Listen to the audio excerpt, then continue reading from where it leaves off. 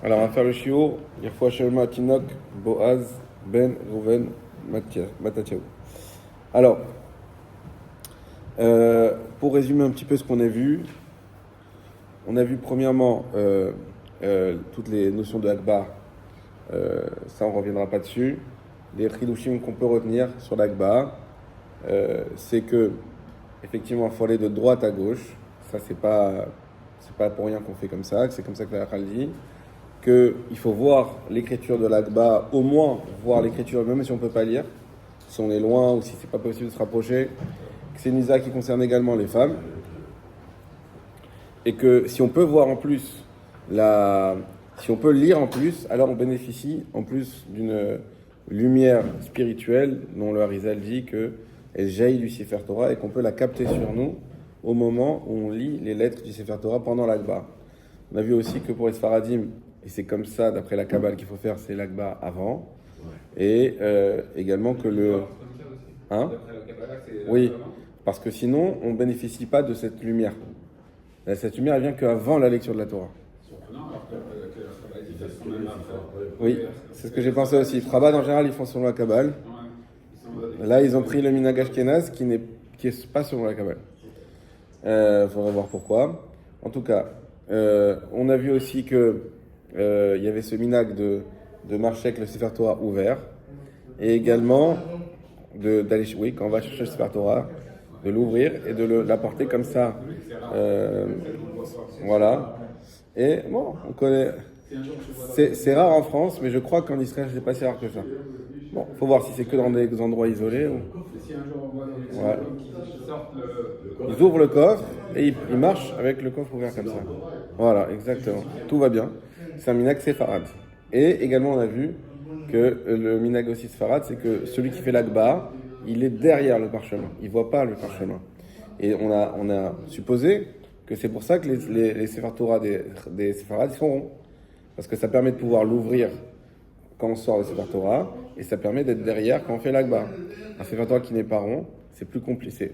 Il faudra enlever le manteau, ouvrir, ça semble plus compliqué, plus fastidieux. Et pareil, pour faire l'akbar, pour être derrière, alors il y a la fameuse technique, mais c'est quand même compliqué, ça demande un certain savoir, plus... Voilà. Dextérité, exactement. Il faudrait qu'on fasse un stage d'ouverture de Sefer Torah. Déjà que c'est difficile comme ça, alors si en plus il faut faire ça... Voilà. Et puis il n'y a pas grand monde qui pourra faire l'akbar. Donc, bon, voilà. Ensuite, on a vu que effectivement, il y avait la lecture le lundi et le jeudi, qu'on ne devait pas rajouter plus que trois montées pour pas peser sur le tibour qui doit travailler. Et finalement, on a vu la halakha les maaseh, que même s'il y a une brit mila, même s'il y a un mariage, alors effectivement, il existe un minag ashkenaz de rajouter des montées pour faire monter les khatanim, pour faire monter les balais bérites, mais parce que sous la svara, sous la logique de dire mais oui, mais c'est comme un Yom Tov, puisqu'on voit bien, on fait pas tachanim, etc. Donc comme c'est comme un Yom Tov, donc on sort du cadre de l'interdit de ne pas rajouter, et on rentre comme dans le Yom Tov, on a le droit de rajouter, là aussi on a le droit de rajouter, et Minag Sfara de dire non, Yom Sheni Vechamishi, on rajoute pas. On avait aussi posé la question très intéressante, si on a raté une lecture le matin, est-ce qu'on peut rattraper l'après-midi? On a vu également deux svarot, la première de dire que ce que a institué Moshe Rabbeinu, c'est de lire la journée du lundi, la journée du jeudi, mais il n'a pas institué d'horaire. Simplement, comme on fait les mitzvot le plus tôt possible, alors on a pris l'habitude de faire le matin, et c'est comme ça qu'on fait. Mais si pour une raison XY, on n'a pas pu lire le matin, bien sûr qu'on peut lire à Mincha. Ça, c'était un avis. On a vu que le Mishnah, le Halakha Boura, pardon, nous disait non, la halakha n'est pas comme ça. La halakha est que même Moshe, non seulement il a institué la lecture lundi jeudi, mais il a institué que ça soit le matin. Ça fait partie de l'institution. Ça fait partie des conditions générales. C'est que ça doit être le matin. On n'a pas pu faire le matin, c'est fini, on ne peut pas rattraper. Voilà. Par contre, si c'est Shabbat, on a dit qu'effectivement, pareil, on ne peut pas rattraper l'après-midi, mais oui, on pourra rattraper le Shabbat d'après. Et on a vu... Une seule fois. Exactement. Alors tout ça, après on a vu, c'est la semaine dernière, on s'était un peu étalé là-dessus. Différents cas, est-ce qu'on doit rattraper ou on ne doit pas rattraper? Premier cas, si par exemple, il y a plusieurs parachutes. Alors il y en a qui ont dit qu'on voit que ça existe de lire deux parachutes. Comme par exemple, elles sont mechoubarim. On lit, mais il y en a qui disent, mais on n'a jamais vu que les Chachamim, ils ont dit de lire plus que deux parachutes. Donc en aucun cas, on pourra lire plus que 2. On pourra rattraper uniquement une seule paracha. Si on a raté 2-3 semaines, on lira que la dernière qu'on a ratée. Et plus que ça, et si la semaine qu'on a ratée, c'était 2 parachutes qui étaient collés, alors on ne pourra pas rattraper du tout, parce que, on ne peut pas lire 3 parachutes, ça c'est une institution qui n'existe pas, et 2, parce qu'on n'a jamais vu qu'on rattrape qu'une moitié d'une chose. Alors j'ai une question. Par exemple, vous dites Salim Bayeler. Ouais. En réalité, j'ai lu dans beaucoup de commentaires que c'est qu'une seule paracha qui a été divisée en 2. Est-ce que vous considérez... Alors qu'est-ce que ça veut dire que c'est une paracha divisée en 2? C'est une seule paracha. Ça veut dire qu'à la base, les Chachamim, ils ont fait une seule paracha? C'est une seule paracha. Et après, je sais pas, pour des... Le Gaon de Vilna, il explique ça dans un livre qu'il y a 10 parachites dans le Sefer de Paris. Ouais. Quand tu comptes, il y en a 11 avec Nitzel Veler. Mais il dit non, Nitzel Veler, c'est une seule et même paracha en fait, qui a été ensuite. Alors il faut voir ce que ça veut dire paracha et quand on dit ensuite coupé par qui. Exactement. Parce qu'on voit qu'on lit aujourd'hui des fois une et une. Des fois, une... Donc il faudrait voir. C'est une bonne question, voir c'est quoi la profondeur de cette explication. Est-ce que ça veut dire qu'à la base, les Chachamim n'avaient pas institué cette 2 parachutes, une seule, et donc effectivement on peut la compter comme une seule, mais dans ce cas-là, pourquoi on les sépare des fois? Il faut voir. En tout cas, cet avis-là nous disait, vu que, ayez toujours en tête une chose, c'est que le Chachamim, ils détestent qu'on invente des nouvelles choses. Parce que toujours on craint, et vous voyez ça dans la synagogue, dès qu'on fait un nouveau truc, tout le monde se crispe. Et ça vient des Chachamim. Parce qu'on a peur on n'oubliait pas qu'on est à l'époque du christianisme, et le christianisme, c'est les libéraux d'époque. C'était pas une nouvelle religion de base. C'était une religion juive, renouvelée. Voilà.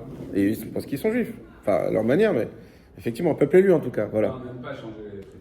Nous, les Chachamim, ils sont très, très rigoureux, justement parce que, je ne sais plus à quel chiot on avait expliqué ça, c'est qu'il y a 2 façons. Il y a la personne qui n'arrive pas à faire toute la Torah, les mitzvot, dont on fait en général tous partie, il a conscience qu'il n'y arrive pas. Par exemple, il fume Shabbat. Il dit, moi, j'arrive pas, fumer Shabbat, j'arrive pas. Mais chaque fois qu'il fume, il sait qu'il fait un interdit. Et donc, un jour, peut-être, il y arrivera. Parce qu'il sait qu'il est dans l'erreur. Et il y a l'autre qui dit, non, fumer, c'est quoi? C'est rien du tout. C'est comme manger. Hachem, il nous comprend. Il sait bien que c'est difficile. Et donc, quelque part, il réforme la Torah. Et il vient apporter une chose, et il vient, un des atouts du Yetzer Hara, c'est de nous faire croire que ce qu'on fait, c'est permis. Et il vient, et il nous dit, non, mais c'est permis. C'est permis de fumer Shabbat. Et le problème, c'est que lui, il est en train de réformer. Et ça, c'est très grave. Pourquoi? Parce il ne fera jamais de tchouva, puisqu'il s'est convaincu que ce qu'il faisait, c'était normal, c'était pas grave, c'était pas assourd. Et deuxièmement, il peut, à cause de lui, influencer d'autres aussi dans cette voie-là, avec sa façon de penser, avec peut-être qu'au fur et à mesure, il va construire même un raisonnement, peut-être même qu'il pourra trouver des psukim de la Torah qui va expliquer à sa manière, etc., etc. Donc les Chachamim détestent les nouvelles institutions. Et donc, sur cette base-là, les Acharonim disent, on voit que les Chachamim ont institué cette possibilité de lire 2 parachutes. Ça, c'est quelque chose de normal. C'est quelque chose mais de dire qu'on va lire 3, 4, 5, on n'a jamais vu ça. Et donc, ils ont dit, on va toujours limiter à 2.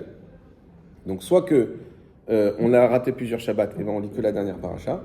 Soit que le Shabbat qu'on a raté, il y avait 2 parachutes qui étaient collés. Et dans ce cas-là, de la même manière, on ne lira rien on ne rattrapera pas. Pourquoi? Parce qu'on ne veut pas lire 3. Si on lit les 2 qu'on a ratés, plus celle d'aujourd'hui, on va faire 3. On ne veut pas lire 3, premièrement. Deuxièmement, on n'a jamais vu aussi qu'on rattrape une moitié.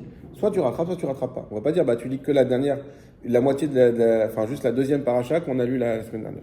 Ça, non. Aussi, si on est le Shabbat où on est présent, il y a 2 parachutes, alors on ne rattrapera pas celle d'avant, même si elle est seule, parce que ça fera encore une fois 3. Et également, une autre chose, c'est est-ce qu'on peut lire 2 Sefer dans le même Shabbat? C'est-à-dire, si par exemple c'est la paracha Vaïchi qu'on a ratée, la dernière du Sefer Bereshit, et que là on est au Sefer Shemot, là ils disent non, tu ne peux pas rattraper, parce qu'on ne mélange pas de Sefer. Les Sefer, ils sont séparés, et donc tu ne peux pas lire Vaïchi et Shemot, c'est comme un petit peu... Vraiment quand même un découpage des 5 livres officiels. Exactement.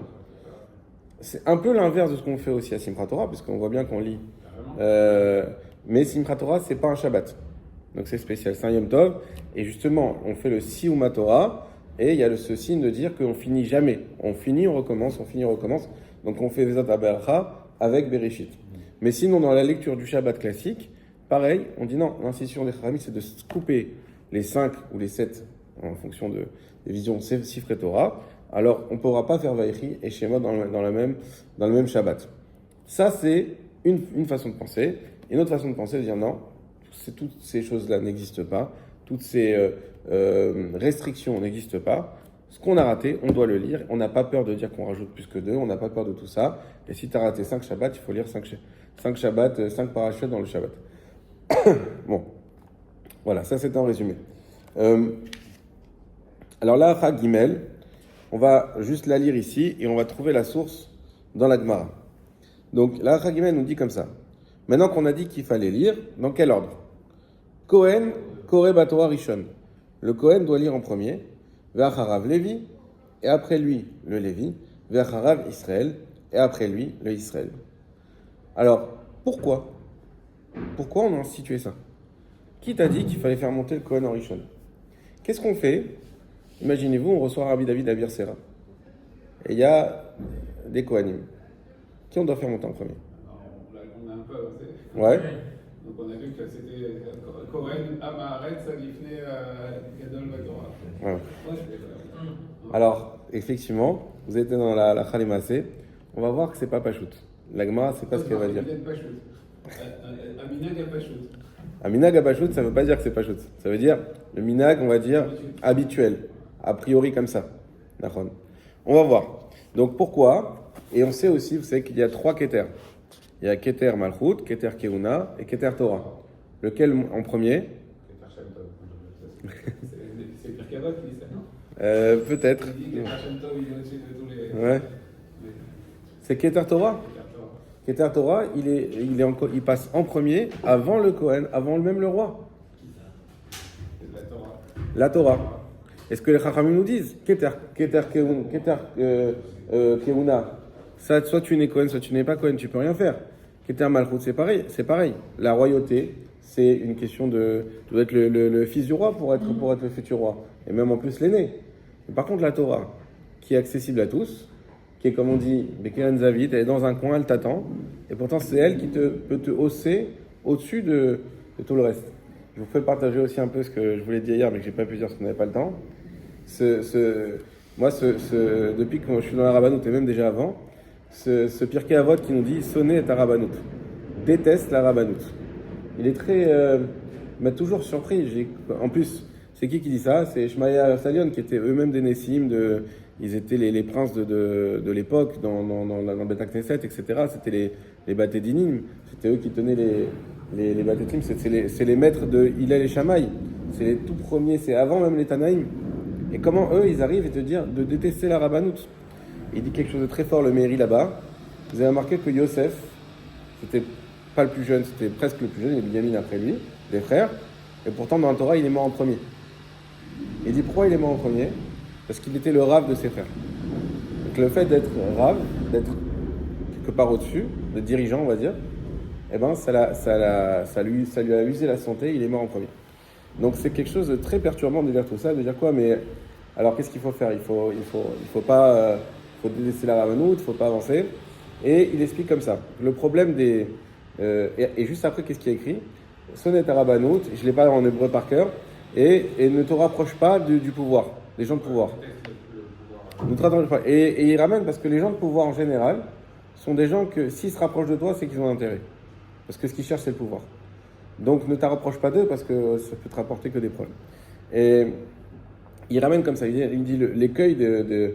Alors il y en a qui disent que Rabbanout, c'est pas Dafka la Rabbanout. Rabbanout, c'est dans le sens de ne cherche pas à être un dirigeant en général parce que ça va t'amener déjà ça peut t'amener de la gava, ça peut t'amener aussi à t'habituer à diriger partout et donc à ne pas plus être socialement compatible avec les autres, etc., etc.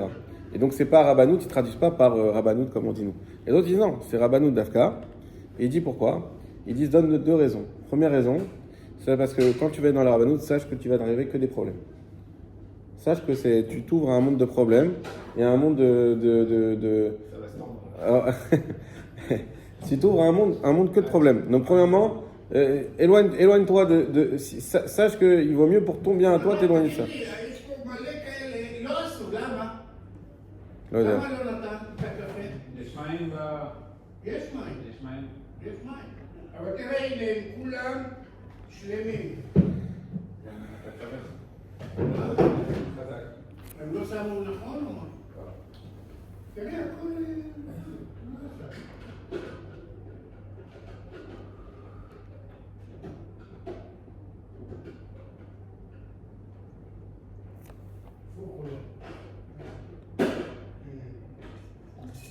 Et qu'est-ce qu'il nous dit le Pirkei Avot juste avant aussi? Il nous dit Ohev et amelacha. Aime le travail. C'est pas courant qu'on dise ça. Aime le travail. Il explique comme ça, même si tu es un Kohen, même si tu es ce que tu veux, tu as besoin de travailler, on te propose un travail, même si c'est un travail qui est dénigrant ce que tu veux, fais-le. Aime le travail, pose pas de questions. Tu as besoin de parnassa, travaille ce qu'on te donne à travailler. Et pour la Banout, la deuxième explication qu'il ramène, il dit tout simplement parce que, donc, premièrement, ça va t'user la santé, et deuxièmement, ça peut te corrompre. Ça peut te corrompre. Parce que, effectivement, et il ramène plein de psukim là-bas, de Shlomo et d'autres, qui ramènent que le fait d'avoir, même aussi petit soit-il, un pouvoir, ça peut te corrompre et t'emmener finalement à perdre ta route et sans te rendre compte, à arriver à ne plus avoir des actions qui sont les Shem Shamaim, mais qui sont pour ton kavod, pour ton truc, etc. Quelle est cette notion quand tu es arabe, je sais pas, peut-être d'utiliser la Torah pour ton kavod personnel, ça veut dire que tu utilises, tu vois... Alors, qu'est-ce qu'il dit là-bas, tu me fais penser? Un autre qui ramène au nom de Rabbi Akiva. Rabbi Akiva, il dit, une personne qui utilise la Torah pour son kavod, il ressemble à une nevela, c'est une bête morte qui est dans la route et dont on s'écarte tellement elle est dégoûtante. Je pense que c'est ça le plus... Il dit ouais, donc c'est que arriver à ce, et c'est ça qui est toujours, c'était le sens de ma tefila d'hier, qu'Hachem nous aide toujours à avoir l'esprit clair, de bien voir les choses parce que c'est pas toujours évident, de bien savoir pourquoi on fait les choses et d'être toujours, de jamais s'écarter du chemin et d'être sans s'en rendre compte des fois et d'arriver à se tromper d'objectif. Parce que sinon, au contraire, t'es passé de quelque chose qui était beau, de un rave, quelqu'un qui étudie, qui veut enseigner, à une nevela, à une pourriture, finalement, qui au contraire, qui dégoûte, qui rejette les gens. Et on voit, et malheureusement, on voit des fois des enseignements de rave, etc., que les gens, ça les repousse. Alors, je ne parle pas de ceux qui disent le rave il est trop dur ou quoi, c'est des rabbins qui essayent au contraire d'être honnêtes et d'être droits dans leurs bottes, mais des fois ils repoussent parce que, je vous ai déjà raconté ça, j'avais un ami qui s'est marié, il m'a dit il y a un rave, je l'ai invité, je préfère qu'il vienne pas parce que rien qu'il vienne ça m'angoisse, il prend trop de place, on sait il va venir, ça va être, et c'est ça des fois qui repousse, on voit des rabbanim, et le fait qu'il y ait autour des trucs, je vais pas dire des noms, mais je me rappelle des fois, il y a des rabbanim où les gens, ils commençaient à plus trop aimer le rave à cause de ce qu'il y avait autour. Parce que ça choque de voir les gens comme ça, de voir rave et ils se mettent, pas avec respect, mais avec une forme comme ça, de presque d'idolâtrie. Et ça dégoûte, parce que c'est pas ça. Bon. Et moi, j'ai été voir vendredi le rave Eliyahu Abergel, donc c'est Av Beddin de Yerushalayim, c'est le plus grand rave de Yerushalayim. Et où c'est qu'il est? Il est dans un sous-sol, on descend. Il y a une petite salle d'attente avec des bancs rustiques, en bois, vraiment très rustique. Il y a des gens qui attendent là-bas pour le voir. Il est dans une toute petite salle, que des livres partout. Et il est assis dans un petit bureau. Et il était trop mignon parce que quand on a fait la photo, il a sorti une petite écharpe. Il a mis le chapeau marocain pour faire la photo. Et bon, je paye d'avoir 85 ans, 86 ans, quelque chose comme ça. Donc, il n'y a plus rien à faire de tout ça. Mais c'est-à-dire qu'on voit la Nava. C'est pas, et pourtant c'est un rave immense et il est caché dans un sous-sol et il passe ni sur un trône ni sur et ça a été un grand moussard et sa signature, je peux vous dire que c'est un kavod immense, énorme. Le Rav Maïtis, quand je lui dis que j'ai vu sa signature, il était très impressionné. Alors que la signature du Rav Eliyahu Abergel, c'est quelque chose d'incroyable, c'est lui qui a attesté la smicha. Donc, et au Hachem, et c'est quelqu'un, tu vois, un Av, tu peux pas imaginer. Si tu le connais pas, tu imagines pas. Et c'est le Hav Beddin, il a failli être grand rabbin d'Israël. Il devait être grand rabbin d'Israël. Et le Rav Ovadia, il lui a dit, tu laisses mes enfants. Il a raconté. Tu laisses mon fils. Tu laisses mon fils. Il a dit d'accord. Il s'est retiré. Il n'a même pas fait le... Après, il y a avec Rav Shlomo Amar aussi. Ouais. Bon, voilà. En tout cas, alors pourquoi on parle ça? On parle du Kohen. Le Kohen, il a effectivement une... Et le Lévi, ensuite, ils ont une priorité sur le Israël. Mais jusqu'à quel point? Et est-ce que c'est surtout Israël? Il y a aussi la question, on y reviendra aussi, on a un Lévi qui est un grand rave. Et un Kohen, pas shoot. Est-ce que le Lévi doit faire l'Anetila au Kohen? Parce que tu vas voir, t'imagines un grand rave comme ça, il y a des rabbanim, Rav Bloch, ceux qui connaissent. Moi, j'aurais dit oui. Moi, non, mais parce que là, on est dans la fonction, on n'est pas dans le kavod. Pour moi, Mais c'est la fonction. tu as raison, mais c'est une fonction qui est quand même liée au kavod. Pourquoi le Lévi il fait au Kohen? Par kavod. Alors, je sais pas, à l'époque de Betamidash, le Lévi, il doit chanter et faire les surveillances. Aussi grand qu'il était, il ne va pas aller faire le rôle du Kohen. Tu vois, je veux dire, T'as raison. Mais là-bas, quand le Lévi fait son rôle, il fait son rôle qui n'a rien à voir avec le rôle du Kohen. Son rôle, c'est de chanter, lui, son rôle, c'est de faire des corbanotes. Mais quand il vient servir le Kohen, lui laver les mains, pourquoi c'est... instauré? Parce que le Kohen a une suprématie sur le Lévi qui a une suprématie sur Israël.